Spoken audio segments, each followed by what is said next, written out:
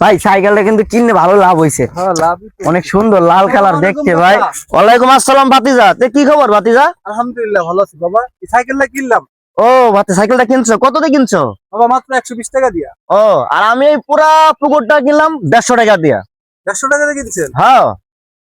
আরে কাকা, আপনি কোনো কাম করলেন? এত টাকা দিয়ে কি পানির জায়গা কিনে? আরে না বাবা, কিনলাম যে আমার নাতি পুতি আছে তো, যদি হারা ভবিষ্যতে কিছু কইরা খাইতে পারে, এর জন্যই কিনছি। হাতে টাকা ছিল। শালার দাদা কি সাইকেল কিনে দিয়ে গেল, এটা নিয়ে মেয়ের কাছে যেতে যেতে জীবনটাই শেষ হয়ে গেল। কিরে, কি অবস্থা তো গো? কই গেছিলি এই সাইকেল নিয়া? আর বের করেন না দাদা, শালা নাতি এমন একটা সাইকেল ধরে দিয়ে গেল, এটা নিয়ে একবার মেয়ের কাছে যাই একবার আহি, একবার যাই একবার আহি, এরকম যাইতে যাইতে করতে করতে আমার কলিজাটা কালা বুন হয়ে গেল। তবে আপনি কি করতেছেন?